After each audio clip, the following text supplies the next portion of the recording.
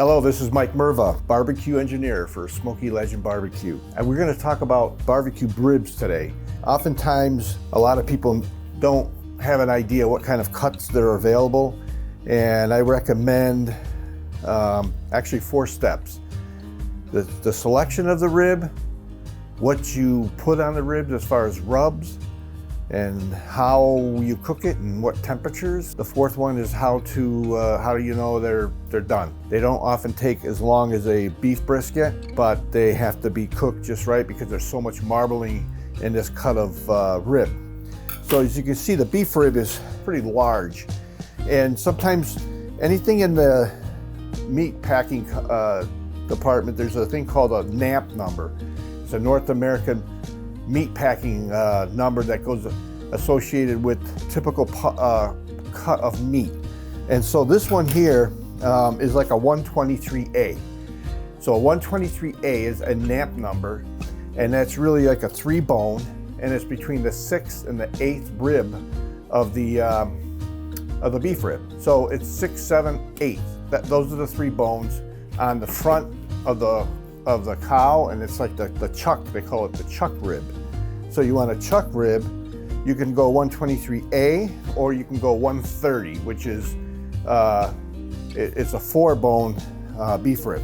But more often you see the 123A, the 3-bone, and they're rather large. Oftentimes people look at these and they call them Flintstone ribs or something, that because of the extremely large bones. So you'll see that I'm going to rip the cryovac, and there's really no trimming that needs to be done on these. They usually come 2 in a pack, so you have like a surface fat, a lot of marbling, and what you do is you need to put a little oil on this. Usually there's some oil that you put on the surface of the rib. Cooking oil, olive oil, canola oil, something to moisten the outside so you can put a nice rub on it. What we typically do with beef is you have a Canadian style rub. It's usually with garlic, pepper, granulated salt, granulated onion. You'll have that in your Canadian season, your Montreal season. Usually you put that on beef. I usually typically use it for the ribs and for the beef brisket. But usually I don't put it on heavy because there is a lot of salt on this. You want to create a nice bark, so I put it on very light.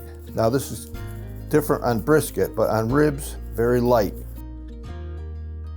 And then I finish it off with pepper. That's a Texas style thing. They love pepper, and there's a reason for it. It just brings out that flavor, and it also creates a nice bark.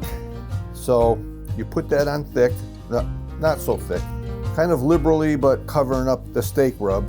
There's a lot of marbling going on in here, and so what we typically do is we cook this thing in a smoker for roughly 6 hours. You want to check the temperatures periodically. You're looking for a temperature of around 195 to achieve the right bark and the flavor in the meat. So 6 hours is usually half the time of brisket goes. So let's go to the smoker. Look at these gorgeous ribs. These are just perfect. And the temperature that I desired, the 195, is achieved, and they're all set. We usually let them sit for about 15 minutes, and you can see they're kind of spongy. They kind of look bigger. You notice that they were really thin before we put them in there.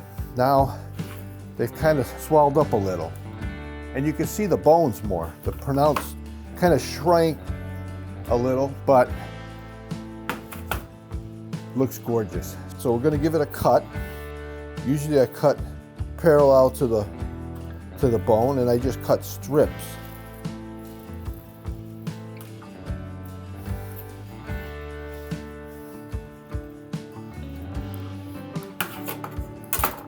As you can see, the moisture, the bark, The marbling, very tasty. Surprised at how moist these are and tasty. I'll put a little of my sauce on it. I hate to do this in front of you, but someone's got to do it. These are troubling times. So I call it the quality inspector.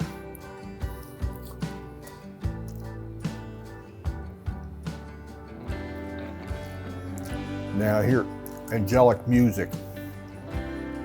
I see that white light in the sky. Just tasty, just incredibly moist. So again, if anybody wants to do these beef ribs, you got to have the right cut. Usually it's a NAMP number 123A or 130. That's a 4-bone. And there's really not a whole lot you have to do other than spice them right, cook them for the duration of 6 hours, maybe sometimes more. You want to get that temperature to 195. You keep slicing away. Your party or wherever you're going, they're just going to go crazy. Look at that moisture. So I hope you learned something. It's something that not often done, but you'll surprise your guests when you do it. Thank you for watching this video, and I hope to hear from your comments on our channel. Please like us. We'll be doing more videos like this. Have a nice day. This is Mike River, the barbecue engineer.